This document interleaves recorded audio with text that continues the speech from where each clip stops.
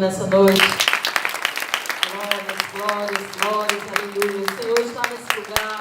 O Espírito Santo de Deus está nesse lugar, amém? Amém! Aleluias. E Ele que te trouxe nesse lugar, você não veio porque você, por seus próprios, pela sua própria vontade, Ele veio porque Deus nesta noite, Ele tem uma palavra de direcionamento para você, Ele tem uma palavra de vida para entregar para você, uma palavra que vai mudar o teu destino, em nome do Senhor Jesus, amém. Nós vamos orar nessa noite para que o Espírito Santo, Ele possa ministrar no teu coração aquilo que Ele te trouxe nesse lugar para te ministrar. Nós vamos orar nesta noite para que aquilo que o Espírito Santo de Deus te trouxe nesse lugar para fazer, Ele faça na sua vida, para que todas as cadeias venham ser quebradas neste lugar, tudo aquilo que impede que você escute a voz do Senhor, ela venha ser quebrada neste lugar, em nome de Jesus. Estenda suas mãos para os céus e comece a orar, comece a pedir o Espírito Santo. Vem Espírito Santo de Deus, peça, vem Espírito Santo, sopra a tua vida, Senhor, sopra, Senhor, a tua vida nesse lugar. Visita, meu Deus, os teus filhos, visita as tuas filhas, Pai. Aquilo, Senhor Deus, que eles têm clamado, aquilo que eles têm pedido como resposta, Deus, em nome de Jesus, que eles não saiam desse lugar, meu Deus, sem ter ouvido a sua voz, sem ser ministrados, meu Pai, pela tua presença, pela tua palavra, Senhor, que a tua nuvem de glória, Senhor Deus, enche esse lugar, em nome do Senhor Jesus. Visita, Pai, aqueles que estão tristes, Pai amado, que a tua alegria, que a alegria do teu Espírito Santo, Senhor, venha, Senhor, sobre esse lugar, venha batizar vidas com a alegria do Espírito, Pai, nesta noite. Aqueles que estão em dúvida, Pai, meu Deus, repreende toda dúvida, toda confusão de mente, toda opressão, toda depressão, Senhor Deus, na mente do teu povo, que traz, meu Deus, confusão na mente do teu povo, Senhor Deus, que a tua shalom, que a tua paz venha encher, Senhor Deus, esse lugar, venha encher os corações do teu povo nesta noite, em nome de Jesus. Aplauda ao Senhor mais uma vez. Antes de você sentar, você vai olhar para essa pessoa cheirosa, bonita que está ao seu lado, e você vai dar um abraço nele. Você vai dizer: seja bem-vindo, que o Senhor te abençoe. Profetize uma palavra de vida aí sobre a vida do seu irmão, aquele que você nunca mais viu ele nessa igreja. Profetize uma palavra de vitória, uma palavra de bênção. As nossas palavras, elas têm o poder de mudar o destino de uma pessoa. E nessa noite você seja boca de Deus nesse lugar. Pode sentar. Aleluia. Glória a Deus. Glória a Deus.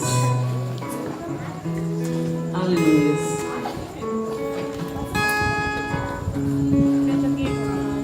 Aleluia.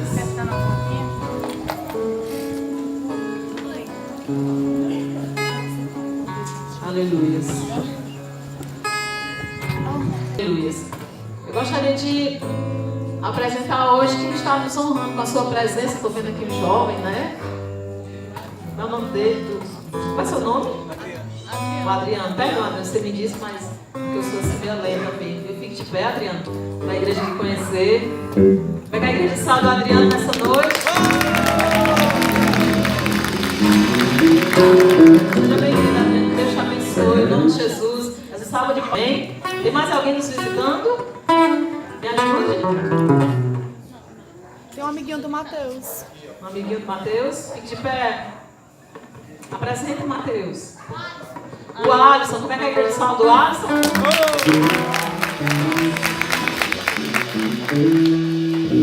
Seja bem-vindo, Alisson. Em nome de Jesus. Pronto? Todos estão de casa? Amém? Eu queria apresentar, né, um casal. Cadê ele? Meu Deus. Senhor e senhora. Senhor Germano e senhora Samila, né? Casados para sempre, de pé. Senhora Samila e senhor Germano. Como é que a igreja salva aí o nome do casal?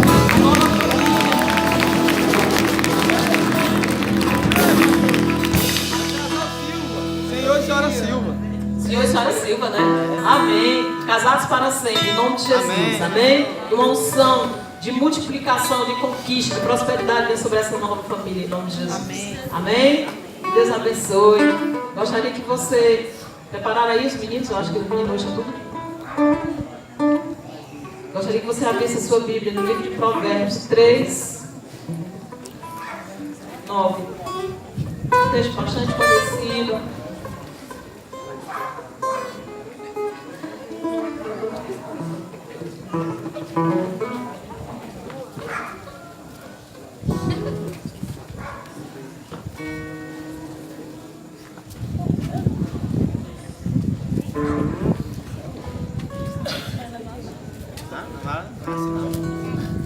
Amém?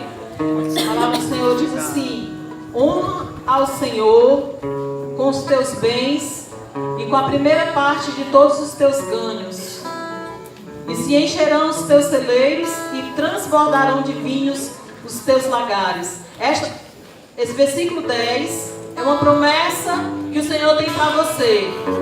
Mas antes da promessa, no versículo 9, o Senhor diz: quando nós honramos o Senhor com os nossos bens e com a primeira parte de todos os nossos ganhos, com a primeira parte do nosso salário, com a primeira parte daquilo que nós ganhamos. Pastor, eu sou uma criança, eu ganho 10 reais de mesada.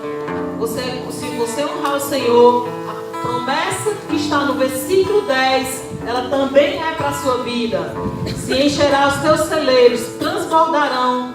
Vinho simboliza alegria do Espírito. Transbordarão de vinho os teus lagares. Você vai transbordar. O Senhor, Ele vai multiplicar as tuas rendas, as tuas fazendas.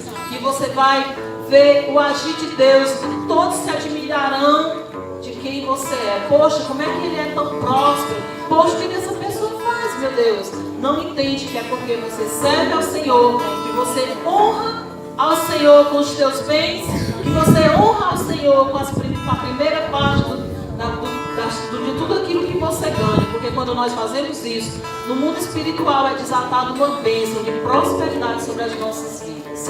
Amém? Que você compreenda que o Espírito Santo te traga ensinamento através desses dois versículos da palavra de Deus sobre a tua vida, e que você possa ser uma pessoa próspera. Quando nós semeamos, nós colhemos. Semeamos no reino de Deus, colhemos do reino de Deus. O céu se abre sobre as nossas vidas. Quando nós não semeamos, não tem como colhermos, porque nós não plantamos. Como é que vamos plantar algo que nós não semeamos? Então semeie, porque você vai ver as promessas da palavra de Deus se cumprindo na sua vida, uma por uma. Eu sempre fui uma pessoa muito obediente, procurei, ser muito obediente à palavra do Senhor. E uma certa vez eu estava num culto que nem esse aqui, e o Senhor começou a me ministrar. Estava construindo uma salinha de criança na igreja que eu fui visitar, porque eu estava indo, e lá foi lançado um projeto, a palavra do Senhor veio, e o pastor ele fez o apelo, que estava construindo a salinha. Eu não tinha o que ofertar, porque o que eu tinha na minha bolsa era um pagamento que eu ia fazer de umas camisas. Eu trabalhava na escola, e eu ia fazer o pagamento das agendas da escola. E eu semeei, o Senhor começou a mover meu coração. E eu disse assim: Senhor, é das camisas, das agendas. Mas o Senhor moveu meu coração e eu semeei. Irmãos, quando foi na segunda-feira, eu semeei no domingo. Quando foi na segunda-feira, o Senhor me deu 100 vezes mais aquilo que eu tinha. Não, 100% aquilo que eu tinha semeado do reino. Vamos dizer, eu semeei 15, o Senhor me deu 30. Porque é assim que o Senhor faz em nossas vidas. Amém? Então, coloque aquilo que o Espírito Santo propôs no teu coração. Não resista. Muitas vezes o Senhor quer operar um milagre em nossas vidas, mas nós retemos o milagre. A gente não acredita. A gente, não é nele, não é o Espírito, não. Ah, não. Aí a gente retém aquilo que Deus quer fazer em nós, nas nossas vidas. O Senhor queria me abençoar, mas Ele queria que eu experimentasse o milagre dele. E foi assim. Eu fui, depositei aquele dinheiro lá no altar, e o Senhor me deu o dobro daquilo que eu tinha depositado no altar. É assim que Ele vai fazer com você. Amém? Prepare a sua oferta, prepare o seu dízimo. E quando os meninos começarem a louvar, você vai trazer primeiro meu lado esquerdo, vai trazer aqui oferta do lado dos olhos, dízimo no lado dos pães, amém? Glória a Deus. Quando terminar, o lado direito, amém? Pode vir, fique de pé, prepare a sua oferta. Aleluia.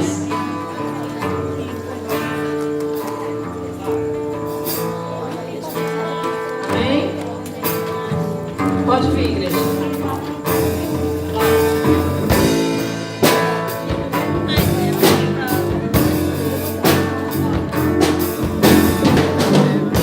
Fique de pé. Em nome de Jesus. Estenda suas mãos para cá. Vamos consagrar os dízimos que foram trazidos, ofertas ao Senhor nessa noite, amém? Pai, em nome de Jesus Cristo, nós queremos, meu Deus, te agradecer, Pai amado, por cada oferta, cada semente que foi trazida no teu altar, cada dízimo, Senhor.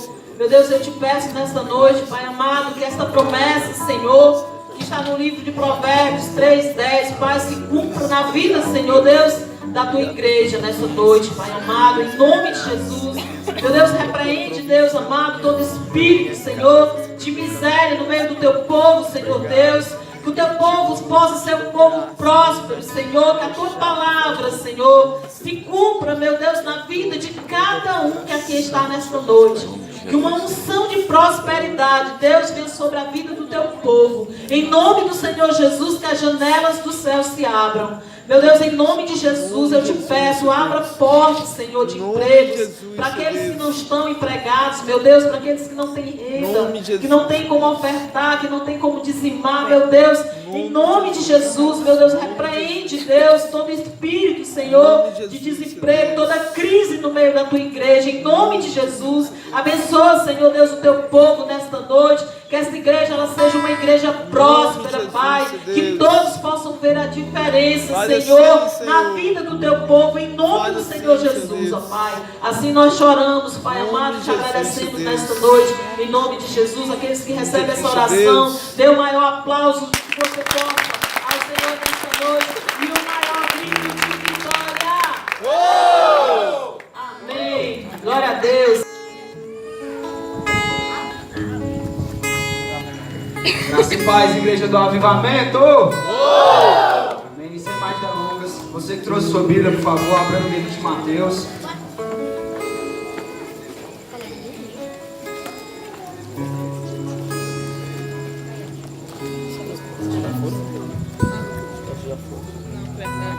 Mateus capítulo 27.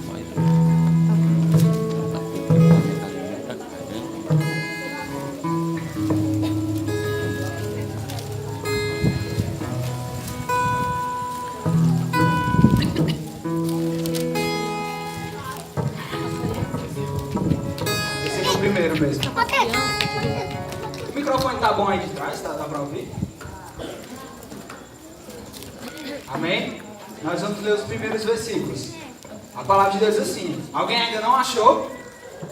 Amém. A palavra de Deus diz assim. E chegando amanhã, todos os príncipes dos sacerdotes e os anciãos do povo formavam juntamente conselho contra Jesus para o matarem. E maniatando, o levaram e entregaram a presidente Pôncio Pilatos. Então Judas, o que o traíra, vendo que fora condenado, trouxe arrependido as 30 moedas de prata aos príncipes dos sacerdotes e aos anciãos, dizendo: pequei, traindo o sangue inocente. Eles, porém, disseram: o que nos importa? Isso é contigo. E ele, atirando para o templo as moedas de prata, retirou-se e foi se enforcar. E os príncipes dos sacerdotes, tomando as moedas de prata, disseram: não é lícito colocá-las no cofre das ofertas, porque são preço de sangue. E, tendo deliberado em conselho, compraram com elas um campo de um oleiro para a sepultura dos estrangeiros. Amém? Coloque sua Bíblia na sua cadeira. Amém? Todas as crianças estão liberadas, podem para a salinha. Pequenininhos. Amém? Coloque a Bíblia na sua cadeira e vamos fazer uma oração nessa noite. Senhor, nosso Deus, nosso Pai. Senhor, nesse momento, Senhor, nós estamos aqui na Tua presença e eu quero te pedir, Senhor, para que Tu venha ministrar os nossos corações. Pai, eu te peço para que Tu venha tomar essa palavra, que o Senhor venha ter liberdade de agir no nosso meio e que nós venhamos sair daqui, Senhor, ambientes totalmente cheios, totalmente tocados da Tua presença. É assim que eu te oro e te agradeço. Amém e amém. Pode sentar.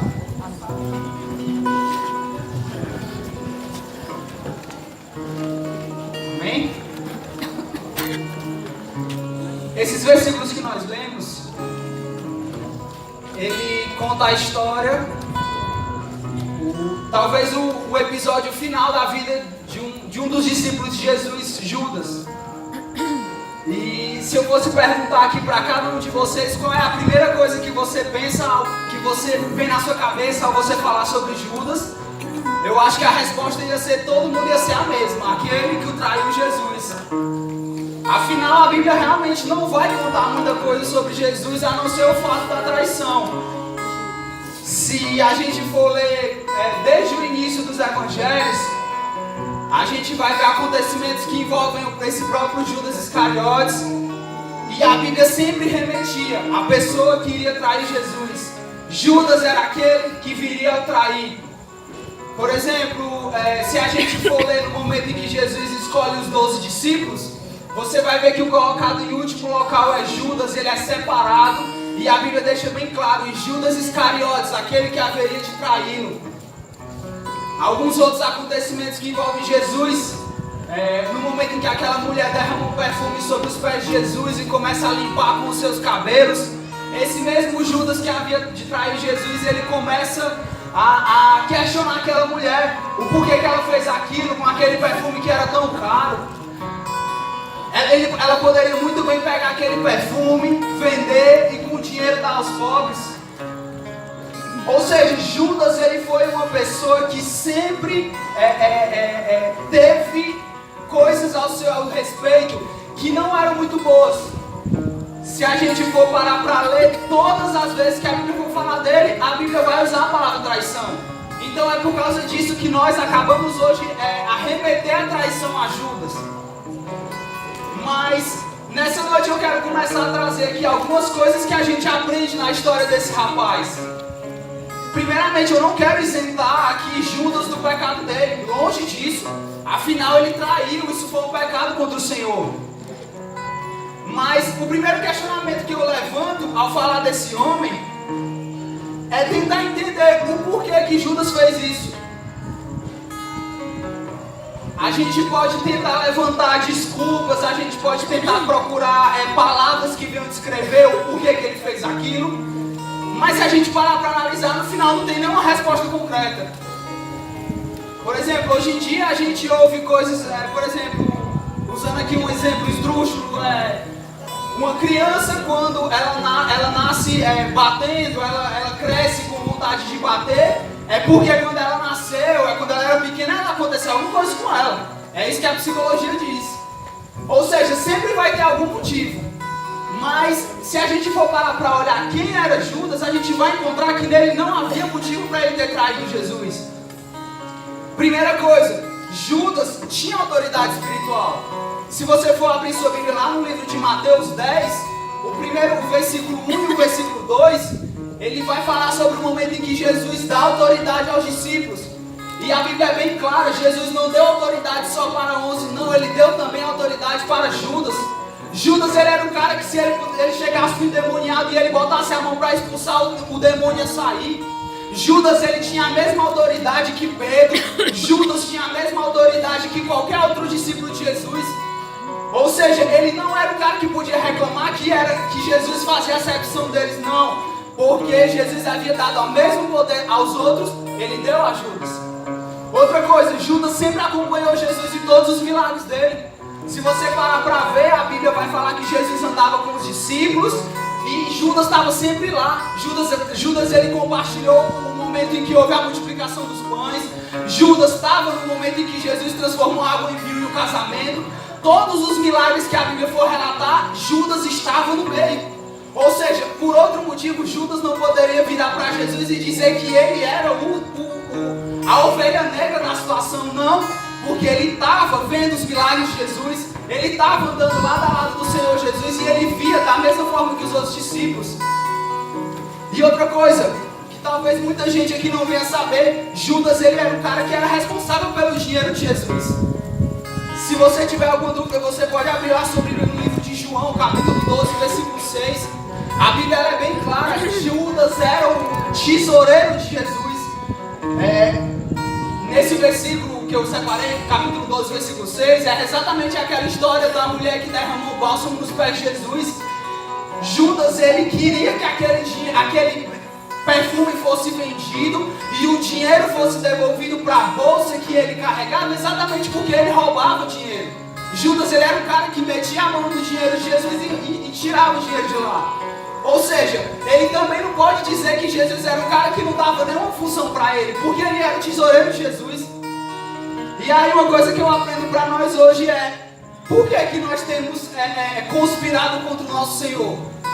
Muitas vezes a gente tem tentado levantar um porquê. Senhor, eu tenho pecado contra ti por isso. Sabe? O Senhor tem dado oportunidade para o meu irmão, mas o Senhor não tem dado para mim. O Senhor tem disponibilizado um milagre para o meu irmão e eu não tenho visto o milagre acontecer na minha vida. Muitas vezes a gente está agindo como o próprio Judas. A gente está tentando levantar um motivo para se rebelar contra o Senhor, para se rebelar contra Deus, sendo que na verdade nós somos pessoas como o nosso irmão. O mesmo milagre que tem disponibilizado para um dentro de uma igreja é o mesmo milagre que Jesus tem disponibilizado para mim. A bênção que é para o meu irmão é a mesma bênção para mim. Afinal, eu sigo o mesmo Deus, eu sigo o mesmo Jesus do que ele. Então não tente levantar desculpas para se levantar contra o Senhor, porque o Senhor, ele tem escolhido para a mesma obra do teu irmão. Abimael, peraí, eu não entendi. Jesus tem escolhido para a mesma obra do meu irmão? Sim, porque a gente sabe que a obra final de todos nós é ganharmos vidas. Então, não tente levantar desculpas para colocar o Senhor na parede, porque as mesmas bênçãos que o Senhor tem para um, ele tem para você nessa noite. Amém? A segunda coisa que eu aprendo com Judas, e essa talvez seja uma das mais importantes: Judas, por N vezes, ele foi avisado que iria trair Jesus. Ele não foi escondido, ele não foi, o ato da traição a Jesus não foi algo de repente, não foi algo que naquele momento surgiu, não. A Bíblia deixa bem claro que por várias vezes o Senhor tem dito que Judas iria trair ele. Por exemplo, eu separei um versículo aqui, é só voltar aí, Mateus 26, 25. Se você tiver com sua Bíblia aberta, por favor. Mateus capítulo 26, versículo 25. E respondendo Judas, o que o traía, disse: porventura sou eu, Rabi? Ele disse: tu o disseste. Existem outras versões que dizem como a minha: sim, você é quem vai me trair. Quem é que está falando com Judas aí? É o próprio Jesus. Em que momento é esse aí? No momento da Santa Ceia. O Senhor está dizendo: existe um de vocês aqui que vai me trair. Sabe quem é que vai me trair? Jesus vira para Judas e diz: é você, Judas, que vai me trair. Em outro livro, por exemplo, no livro de João, a gente vai ver no capítulo 13, versículo 26, Jesus, ele vira para Judas e diz assim: Judas, o que você tiver que fazer, faça agora. Jesus estava se referindo da traição. Ou seja, Judas, ele sabia que ia trair Jesus. Estava escrito, estava na Bíblia dizendo que aquilo haveria de acontecer. Então ele tinha a oportunidade de fazer tudo diferente e ele não fez. Isso, o que eu tenho tirado de lição desse momento é que nada na nossa vida acontece por acaso, tudo tem um porquê. Às vezes a gente está passando por uma dificuldade e a gente fica se perguntando: Senhor, por que eu estou passando por isso na minha vida? Por que o Senhor tem deixado que isso acontecer comigo? Logo eu. Mas eu quero te dizer uma coisa: se está acontecendo aqui na tua vida, tem um porquê. Talvez seja uma provação do Senhor, porque o Senhor permite que nós venhamos passar provações, afinal a gente é treinado na guerra. Amém? Mas existem coisas, existem dificuldades que a gente procura. Existem maldições na nossa vida. É difícil ouvir isso, mas existem maldições na nossa vida que nós vamos atrás de viver. Por exemplo, uma pessoa que quer estudar, uma pessoa que quer passar no concurso. Para ela passar, o que ela tem que fazer? Ela tem que estudar. Aí vem uma primeira noite, ela diz: não vou estudar, vou deixar para amanhã. Não estuda. Deixa para a segunda noite. E assim, chega no dia do concurso, o que acontece? Não passa. Qual é a primeira coisa que a pessoa faz?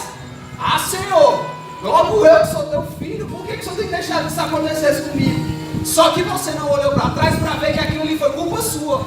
Porque o Senhor, Ele tem liberado a bênção para a tua vida, mas aquilo que você pode fazer, o Senhor não vai fazer. A bênção do Senhor, ela é uma junção daquilo que Deus faz na minha vida para aquilo que eu posso fazer. Aquilo que você faz, o Senhor não vai fazer. Por exemplo, o Senhor, Ele quer que você fale com Ele. Ele está disponível, é a parte dele. Ele está 24 horas disponível para você. Mas se você não dobrar os seus joelhos para procurar Ele, você nunca vai encontrar. E aí você pode morrer de cantar aqui: Senhor, eu quero te ver, eu quero ver a tua face, Senhor, deixa eu te encontrar. Mas você não procura, você não vai atrás do Senhor. O Senhor está disponível, mas não está sendo achado por você porque você não quer. Ou seja, tudo que acontece na nossa vida tem um porquê. Então eu digo que esse problema que você está passando, eu quero que você olhe para trás e pergunte para o Senhor. Não é o porquê que Deus tem permitido você viver aquilo, não. Eu quero que você saia daqui perguntando para o Senhor: Senhor, o que é que eu tenho feito de errado para passar por isso? Porque o Senhor, Ele não quer maldição para nenhum filho. Eu quero dizer essa coisa para você nessa noite. Você está vivendo um momento difícil na sua vida, não é a vontade do teu Deus. O Senhor, Ele não quer que você venha viver momentos de dificuldades. O Senhor, Ele não quer que você venha passar por provações. Mas algo está faltando de você. Ou seja, tudo tem um porquê. Judas, ele sabia que ia trair Jesus. A Bíblia foi bem clara por várias vezes que ele haveria de trair. E ainda se aconteceu, ele foi atrás.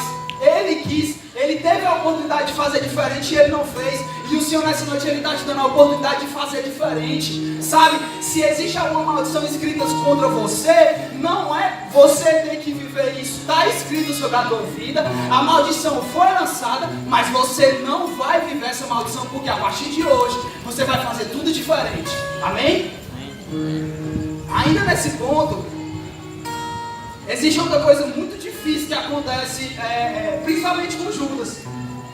Ele sabia que ia trair Jesus, mas ele fez o que? Ele fechou os olhos, ele se vendou contra Deus. O que é isso? É você não querer enxergar o que está acontecendo.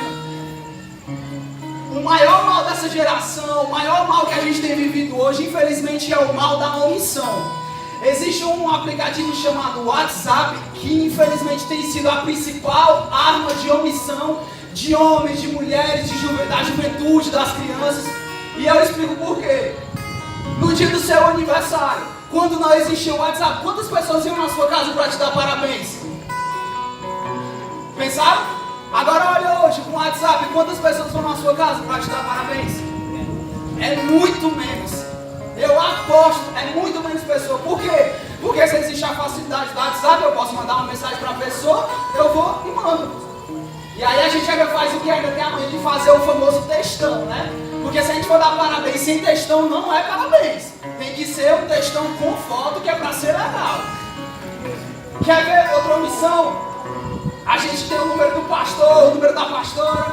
Aí chega na quarta-feira à noite, não vou para a igreja. Posso ter 1000 motivos. Não, vou mandar aqui uma mensagem para o pastor, pelo menos ele vai ficar ciente que eu não vou. O que é isso? Você está se omitindo da sua obrigação. A minha obrigação é estar aqui na igreja 24 horas. Não, a sua obrigação é buscar o Senhor que você serve. Mas você tem se omitido. Você tem visto tudo que está acontecendo e está tampando os olhos. Você está querendo viver aquele momento. Judas fez isso. Enquanto a Bíblia, a maldição era lançada sobre ele da traição. Judas, você vai trair Jesus. Judas, você vai ser aquele que vai trair. Jesus diz: aquele que vai me trair é aquele que eu comer na mesma tigela, aquele que eu botar na mão e molhar o pão e botar na sua boca. Jesus vai lá, molha o pão, coloca na boca de Judas. Judas pergunta: sou eu que vou trair? É você que vai me trair, Judas. Ou seja, tudo estava dizendo para ele: você vai sair daqui, você vai me trair, você vai me entregar. O que foi que ele fez? Ele resolveu mudar? Não. Ele tampou os olhos e fez o que tinha que fazer.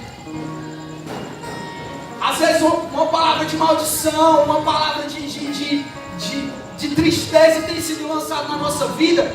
E a gente, ao invés de retrucar, de cair por terra em nome de Jesus, a gente absorve, a gente fecha o olho e vive aquela maldição na nossa vida, vive aquela palavra de tristeza. Olhe para a sua vida, olha essa semana, quantas coisas foram lançadas sobre a tua vida e você sequer ligou para isso. A gente aprende que a maldição ela tem que ser quebrada, não é verdade?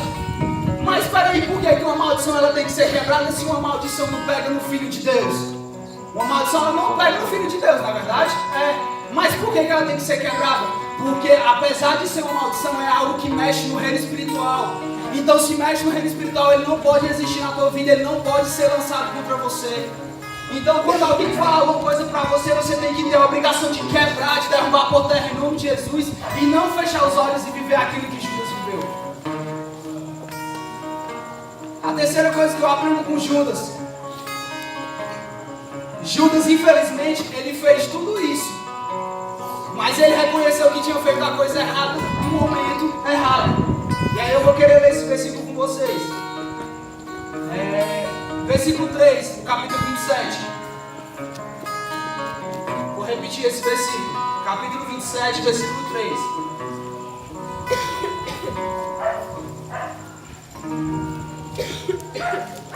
Então Judas, que o traíra, vendo que fora condenado, trouxe arrependido as 30 moedas de prata aos príncipes dos sacerdotes. Vai passar. Dizendo: pequei, traindo sangue inocente. Eles porém disseram: que nos importa, isso é contigo. E ele, atirando para o templo as moedas de prata, retirou-se e foi se enforcar. Isso aí já foi um momento depois da traição. Isso já foi um momento em que Jesus já havia sido preso. Amém? E aí o que acontece? Judas, ele olha que Jesus foi condenado. Eu fico imaginando naquele momento ele olhando lá de trás, ele num lugar escondido, onde Jesus não pudesse ver ele. Naquele momento onde as pessoas começam a gritar para Jesus que Jesus deveria ser crucificado. E Judas está lá, começa a entrar em desespero. O que foi que eu fiz? Aí coloca para escolher entre Jesus e Barrabás. As pessoas começam a gritar: liberte Barrabás, liberte Barrabás. Aí Barrabás é liberto, Jesus é crucificado. Naquele momento Judas entra em um pânico tão desesperador que ele volta para aqueles sacerdotes e ele diz: não, vocês não podem fazer isso, vocês não podem fazer isso porque eu entreguei o sangue de um inocente. Vocês não podem matar, ele é Jesus, ele é o Filho do Deus vivo, vocês não podem fazer o que vocês querem fazer. Só que infelizmente já tinha passado, o tempo era errado. Aqueles sacerdotes, eles olham para Judas, eu fico imaginando eles rindo. Tô nem aí, a culpa é sua, você que entregou. Sabe aquele momento da nossa vida em que a gente reconhece que fez uma besteira? Pode perceber, existem pessoas que choram, existem pessoas que entram em desespero, existem pessoas que riem. Eu não sei o que você faz, mas eu sei que é a sensação mais horrível que tem. É quando você sabe que fez uma coisa errada e que não vai ter como consertar. Foi por isso que Judas entrou em desespero. Porque ele viu que aqueles caras, eles não iam voltar. Eles disseram: a culpa é sua. Foi você que entregou Jesus. Agora faz o seguinte, pega essa moeda e vai embora. Judas, ele pega aquelas moedas, ele joga no templo. E ele tira dali e vai fazer o quê? Ele vai se matar. Porque para ele não tinha mais nenhuma razão de viver. Ele entregou o Senhor Jesus Cristo para morrer. Ele havia entregado a pessoa que havia chamado ele para o ministério. Ele havia entregado um homem que tinha dado autoridade espiritual para ele. A pessoa que tinha dado razão à vida dele. Ele tinha acabado de entregar para a morte. Ou seja, para ele não tinha mais nenhuma importância viver. Para ele não tinha mais graça nenhuma estar de pé. Ele fez o quê? Ele entregou Jesus e foi se enforcar. A Bíblia é tão clara que nem a morte queria Judas. O pecado de Judas ele foi tão forte que Judas, quando foi se matar enforcado, até a corda quebrou, porque não queria Judas. A Bíblia diz que ele morre da queda, ele morre na hora de cair no chão. Ou seja, o que ele havia feito com o Senhor Jesus Cristo foi algo tão forte, algo tão grandioso no mundo espiritual, que nem a morte queria mais ele. Só que infelizmente era o momento errado, ele já não mais poderia voltar para trás. Se a gente for parar para ver outras pessoas, quantas pessoas têm descobrido que fez o que era errado no momento errado? Quer um exemplo? Davi só descobriu que havia havia traído contra Urias quando Natan falou para ele: você acabou de pegar a única ovelha que aquele homem tinha. E aí qual foi o resultado? Aí foi morte. Qual foi o resultado da casa de Davi? Morte. Por quê? Porque o filho dele morreu. Quer ver outras pessoas, Ananias e Safira? Eles pecaram contra o Senhor, eles mentiram contra o Senhor. Qual foi o resultado deles dois? Morte. Os dois morreram. Só que infelizmente o Senhor tem dado a oportunidade para a gente fazer diferente e a gente não tem feito. Muitas vezes o Senhor está dizendo: meu filho, esse problema que você está passando aí é apenas uma coisa que eu estou colocando para você viver, para que você venha reconhecer que você precisa de mim. Só que a gente tem feito o que? A gente tem tampado os nossos olhos, nos nossos olhos, tem vivido o erro, e aí infelizmente a gente está indo para o único caminho, que é o que a gente não quer: a morte. É triste você ouvir um negócio desse: mas o caminho que eu estou vivendo vai me levar para a morte? Vai. Eu não estou falando aqui de morte física. Você pode viver na morte espiritual. O que é a morte espiritual? É aquela que você vem para a igreja e você não sente a presença do Senhor. A morte espiritual é aquela que você dobra os teus joelhos para tentar falar com Deus, mas você só ouve silêncio. Porque o Deus, Ele está falando com você, mas teu ouvido está tão sujo que você não é mais nem capaz de ouvir a voz dele. Tem noção do quanto isso deve ser ruim, o quanto isso é horrível? A gente servir a um Deus que sequer opera um milagre na nossa vida. A gente vai para a igreja no domingo, vai para a igreja no outro, busca o Senhor, dobra o joelho e nada acontece. Por quê? Porque a gente já está morto espiritualmente. Foi isso que aconteceu com essas pessoas. Eles tiveram a oportunidade de fazer coisas diferentes e não fizeram. E aí qual foi o resultado deles? A morte.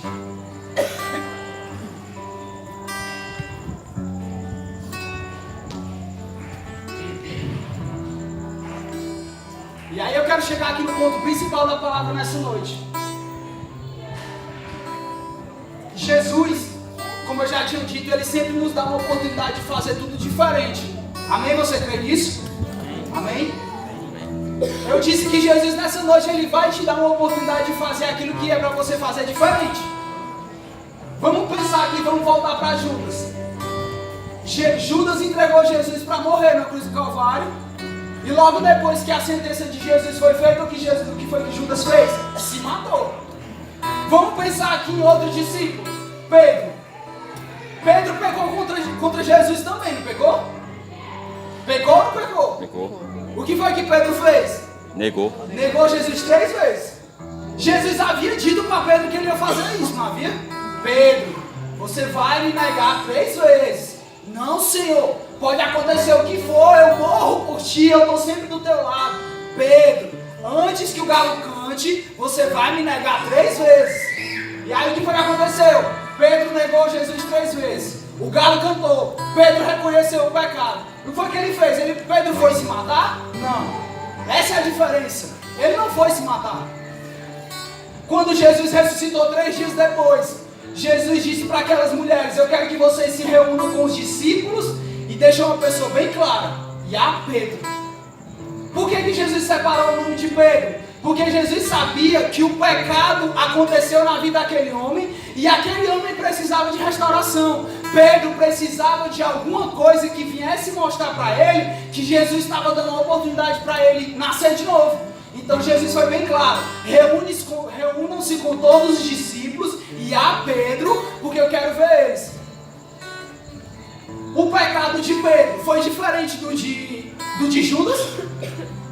Quando eu digo diferente, no sentido de ser pior ou melhor, foi? Alguém pode me dizer nessa noite se o pecado de Pedro foi melhor ou foi pior do que o de Jesus? Não, né? Por quê? Porque pecado é pecado. Não existe pecado grande, não existe pecado pequeno. Pecado é pecado.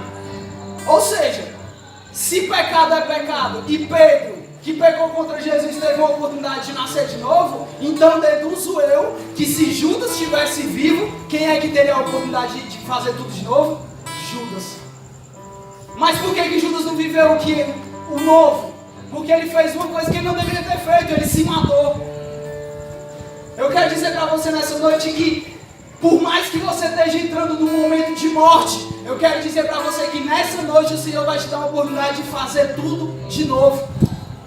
Mas Ele quer que você venha prestar atenção em algumas coisas. Primeiro, isso que você está vivendo não é para você. Isso que você tem passado, o Senhor não quer isso para a sua vida. Segundo, isso que você está vivendo é só uma forma que Jesus está dizendo: filho, abre os teus olhos, porque tu está se entregando para o caminho da perdição. Imagina aí Jesus, imagina aí Judas.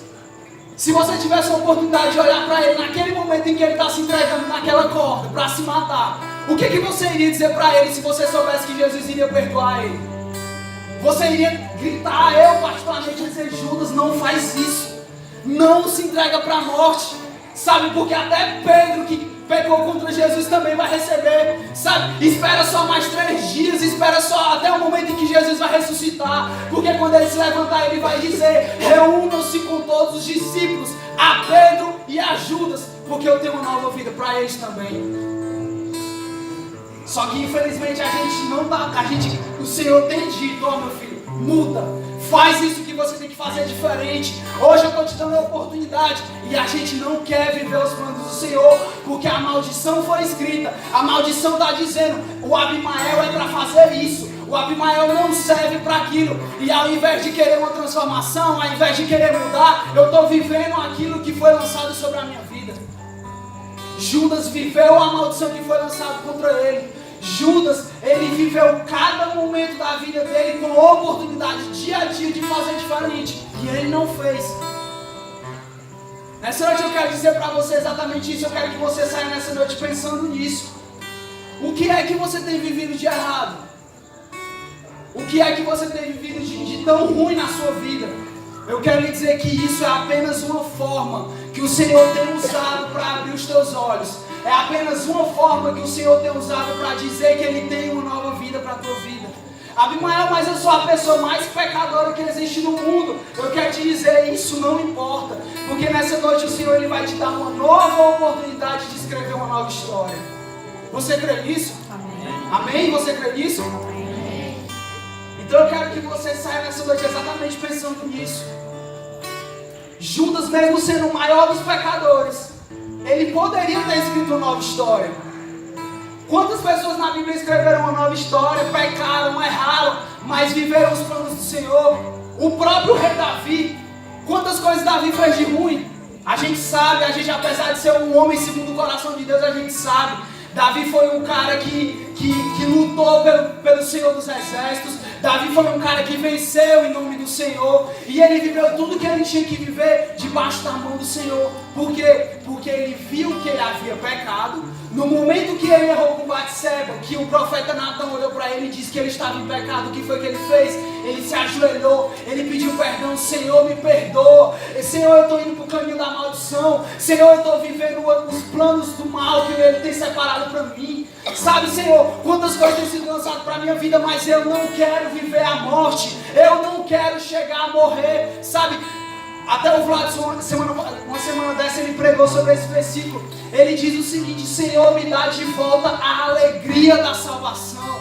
Ou seja, antes que ele viesse a morrer de verdade, ele pediu ao Senhor: me devolve para os teus atos, Senhor, porque eu não quero morrer.